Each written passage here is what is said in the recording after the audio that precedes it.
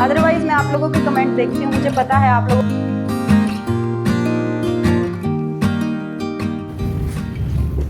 We all try to control our finances कि बड़े अच्छे तरीके से हम अपना बजट बनाएं, बड़े अच्छे तरीके से हम सारी चीज़ें देख समझ कर खर्च करें।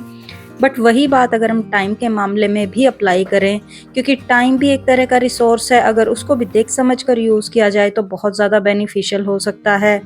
Hello everyone, welcome once again at live simply with Sangeeta. Say something that will make my day,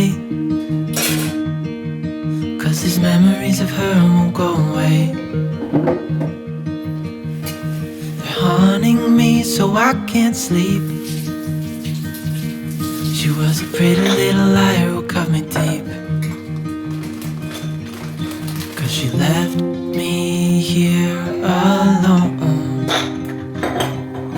Now my bed feels just like cobblestone. Oh,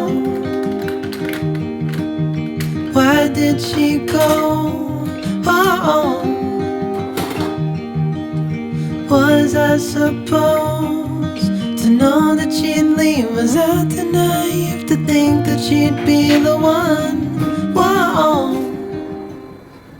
तो मेरा किचन का काम हो गया है डन। टाइम आई थिंक 9:30 हुए हैं, तो लेकिन बाकी के और भी बहुत सारे काम हैं जो मैंने आज के लिए प्लान किए हैं, क्लीनिंग से रिलेटेड हैं, तो इसलिए नहाने से पहले कर रही हूँ उनको। तो चलिए शुरू करते हैं अपने बाकी के काम। Time went by and it was her and I. सबसे पहली बात, अगर टाइम को मैनेज करना है, कंट्रोल करना है, तो उसको मैथमेटिकली समझना बहुत ज़्यादा ज़रूरी है। जैसे आप अपना एक एक रुपया ध्यान से खर्च करते हैं, सपोज़ आपने 50 रुपये वहाँ खर्च किए, 200 रुपये वहाँ खर्च किए, अगर इतने ही सही तरीके से आप अपने टाइम को भी नोट डाउन करना शुरू कर देंगे तो देखिएगा आपके पास टाइम की कभी कमी नहीं होगी। सबके पास वही 24 घंटे होते हैं, इसमें ऐसा कुछ नहीं है कि कोई 1 लाख कमाता है या कोई 2 लाख कमाता है, बट टाइम सबके पास, गरीब है अमीर है, सबके पास सेम है। अपने टाइम की वैल्यू पता लगाइए, आप कितने टाइम में क्या क्या चीज़ें कर सकते हैं, कितना कमा सकते हैं, क्या क्या हासिल कर सकते हैं, फिर आपकी जो हैबिट है टाइम वेस्ट करने की वो बिल्कुल चली जाएगी। तो सबसे पहले आपको करना क्या है, पेपर पेन लेना है, नोट डाउन करना है कि कितने घंटे आप दिन में फ्री होते हैं, ऐसा कौन सा टाइम है जब आप कुछ भी नहीं कर रहे होते हैं। सबसे पहले अगर आपने ये फिगर आउट कर लिया, सपोज़ ऐसे आपके पास 2 घंटे हैं, तो देखिए हफ्ते में आपके पास कितने घंटे हो जाएंगे, यानी 14 आवर्स ऐसे हैं जो बिल्कुल वेस्ट कर रहे हैं आप, उस टाइम में आप कुछ भी नहीं कर रहे हैं। तो अब आपके पास एक प्रॉपर फिगर है कि आपके पास हफ्ते भर में कितने घंटे होते हैं जिसमें आप अपना मनचाहा काम, जिसके लिए आप बोलते हैं कि मेरे पास टाइम नहीं है, वो सब काम आप कर सकते हैं। अब वो टाइम अगर आपके पास कोई काम नहीं है तो आप अपना कोई स्किल सीखने में लगा सकते हैं, कुछ नई अर्निंग करने में लगा सकते हैं, या तो अपने बच्चों को, घर को, किसी सही जगह पर उस टाइम को आप इन्वेस्ट कर सकते हैं। अगर ये बोला जाता है कि मेरे पास टाइम नहीं है तो ये सबसे गलत बात है। टाइम सबके पास होता है, बस प्रायोरिटी सेट करनी होती है आपको चीज़ों की कि आपके लिए ज़रूरी क्या है। अगर चीज़ें वाकई में आपके लिए ज़रूरी हैं तो टाइम आपको ऑटोमेटिकली मिल जाएगा। Dumb, I still check my phone 'cause I can't move on. Whoa, why did she go? Whoa. अब जो दूसरी सबसे इम्पोर्टेंट चीज़ आपको नोट डाउन करनी है, पहचाननी है, वो है कि आपका पावर आवर कौन सा है, यानी किस टाइम पर आप सबसे ज़्यादा एक्टिव होते हैं। उस टाइम पर आप इस तरह के काम कीजिए जिनमें फ़िज़िकल स्ट्रेंथ की ज़रूरत पड़ती है। और जो ऐसा टाइम है जब आप घर में अकेले हैं, सुकून से हैं, कोई नहीं है आपके आसपास, तब आप अपने सारे क्रिएटिव वर्क कर सकते हैं। कुछ भी प्लानिंग वर्क है वो आपको उस वक्त करने चाहिए जब आसपास कोई भी डिस्ट्रैक्शन ना हो, कोई भी डिस्टर्बेंस ना हो।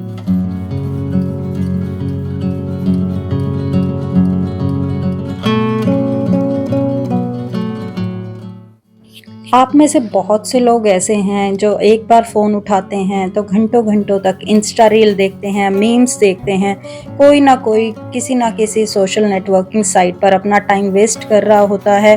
अब आप बोलेंगे कि वो टाइम वेस्टेज नहीं है।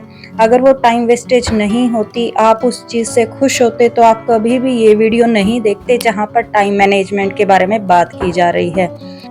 अगर आप अपने आप को इस बात से रिलेट कर पा रहे हैं तो यकीन मानिए ये वीडियो आपके लिए ही है। आपको ज़रूरत है टाइम मैनेजमेंट के बारे में देखने की, सुनने की और उस पर अप्लाई करने की।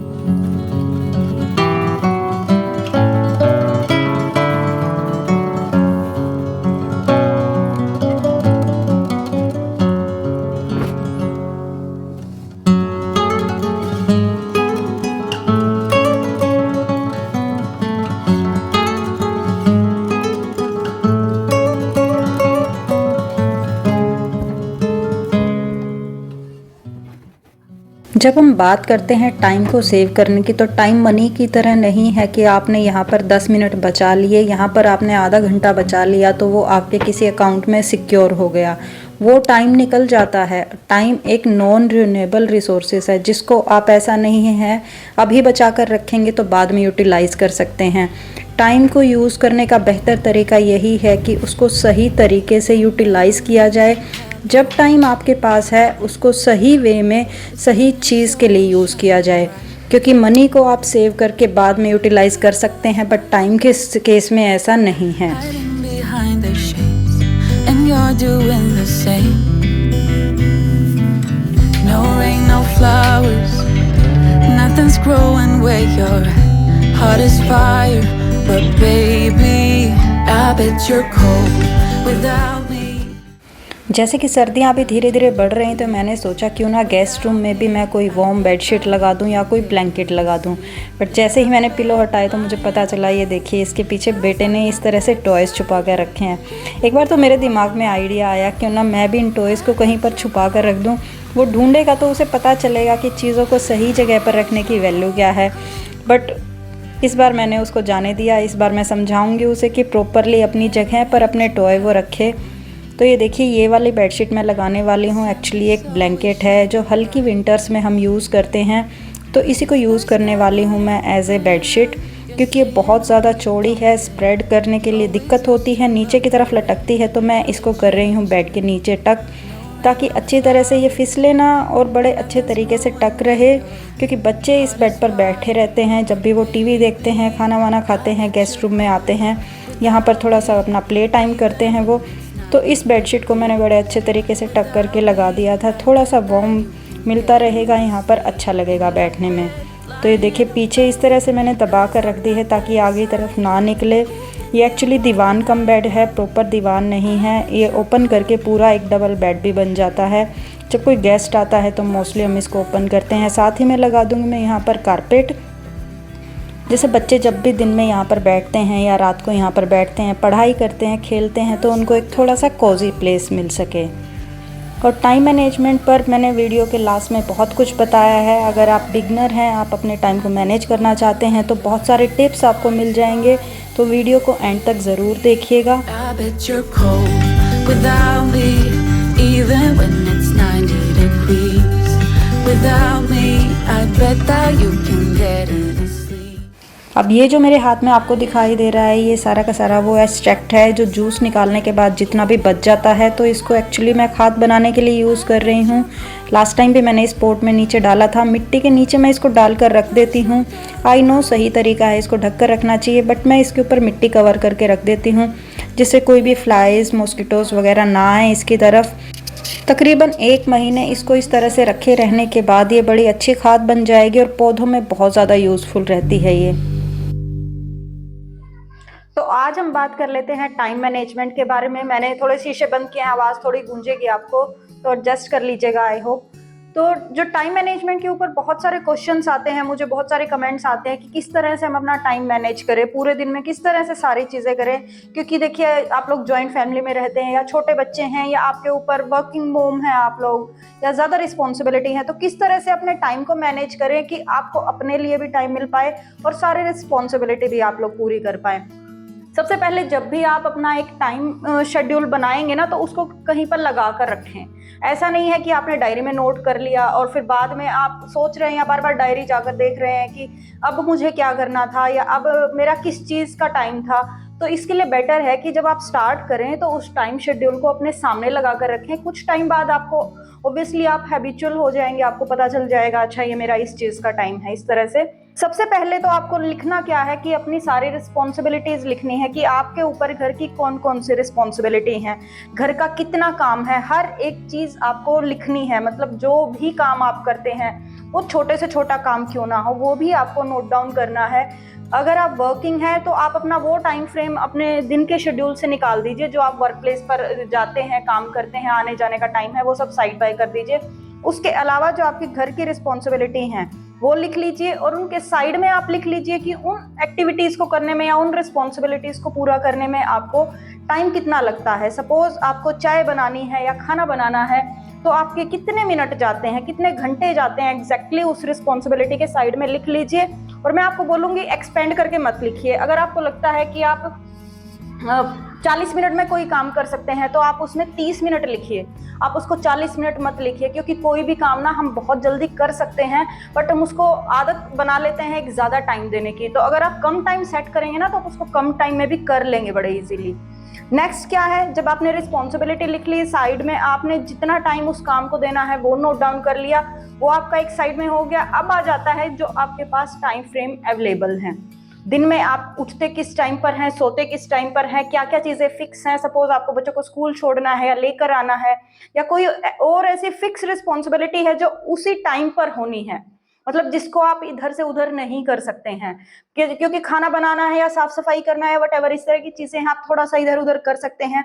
बट कुछ ऐसी रिस्पॉन्सिबिलिटी होती हैं कि जिनका टाइम हम चेंज नहीं कर सकते हैं, तो आप उनको सबसे पहले लिख लीजिए। और उसके बाद जितना भी टाइम फ्रेम आपके पास बचता है, अब उसको आपको डिवाइड करना है। जितना टाइम आपके पास बाकी बचता है उसको किस तरह से लिखना है। या तो आप इस तरह से लिख लीजिए कि 2 घंटे में मैं घर का खाना बना लूंगी, किचन सॉर्ट आउट कर लूंगी, साफ सफाई कर लूंगी। अगर आपके पास हाउस हेल्प नहीं है तो या तो फिर आप एक एक काम का बिल्कुल टाइम टू टाइम लिख सकते हैं, या तो आप टाइम फ्रेम डाल सकते हैं, जैसा आपको इजी लगे। आप दोनों मेथड ट्राई करके देख सकते हैं। अब ये तो बात की हमने एक दिन के प्लान की। अगर आपको एक दिन का प्लान करना है, आपको एक डे को डिवाइड करने में दिक्कत आ रही है, तब आप इस तरह से कर सकते हैं। अदरवाइज टाइम टेबल आप बना सकते हैं, अपना वीकली भी बना सकते हैं। सपोज कोई आपको ऑर्गेनाइजेशन करनी है, कोई डीप क्लीनिंग करनी है, कोई मील प्रिपरेशन करनी है, वो चीजें आप वीकली अपना प्लान करके कर सकते हैं। जैसे मैं ऑब्वियसली है संडे को करती हूँ ये सब मील प्रेप है या डीप क्लीनिंग है, तो मैं घर का एक एक पार्ट का एक एक हिस्सा किसी दिन में डिवाइड कर लेती हूँ। सपोज आज जैसे मुझे शूट करना है तो साथ ही में मैं डीप क्लीनिंग करूंगी, साथ ही मैं शूट करूंगी। जनरली हम डीप क्लीनिंग करते हैं, सपोज कीजिए हमें 1 घंटा लगता है, लेकिन अगर मैं शूट कर रही हूँ साथ में तो मुझे 1.5 आवर लगेगा। थोड़ा सा आधा घंटा मेरा ज्यादा जाता है क्योंकि हमें कैमरा एंगल वगैरह भी सेट करना होता है, तो मैं उसी के अकॉर्डिंग चीजें प्लान करूंगी। ऐसा नहीं करना है कि एक ही दिन में आपने 10 चीजें लिख दी और फिर नहीं कर पाएंगे तो गिल्ट फैक्टर आ जाएगा दिमाग में और आपका दिमाग ना फिर बर्डन फील करेगा कि मैं ये चीजें नहीं कर पाई। वहीं आप उतनी चीजें लिखें जितने आप आराम से कर सकते हैं और उनको टिक करते जाएं जैसे जैसे आपने कर लिया। ये जब स्टार्टिंग से शुरू करेंगे ना तो बाद में ये चीजें ऑटोमेटिकली आपके माइंड में सेट हो जाएंगी, फिर आपको ऐसे टाइम टेबल सामने लगाने की जरूरत नहीं पड़ेगी। तो जब आप वीकली टाइम टेबल अपना बनाते हैं तो एक दिन उसमें ऐसा जरूर लिखें जो आपका लेजी डे है या तो वो आपका ऑफ डे है। पूरा हफ्ता आपको इतना ज्यादा बर्डन लेने की जरूरत नहीं है। ऑब्वियसली संडे को आप अपना लेजी डे या ऑफ डे नहीं बना सकते, ऑब्वियसली सारी फैमिली घर पर होती है तो संडे को टाइम नहीं मिलता है। तो वीक में कोई एक आप ऐसा दिन सिलेक्ट करें जिस दिन आप कुछ नहीं करेंगे। कुछ नहीं करेंगे इन सेंस आप कुछ भी ऐसा मैनुअल वर्क नहीं करेंगे। तो मेरा जनरली जो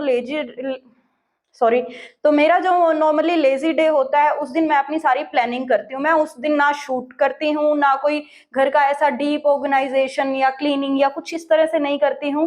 मैं अपने आप को टाइम देती हूँ रिलैक्स होने का, अपने माइंड को सेटल होने का, और साथ ही में मैं प्लानिंग कर लेती हूँ कि आने वाले टाइम में मुझे क्या क्या करना है, या मेरे माइंड में कोई नए आइडियाज हैं या और कोई भी चीज है जो मैं करना चाहती हूँ, वो सब चीजें मैं इस तरह से ये देखिए डायरी में लिख के प्लान कर लेती हूँ।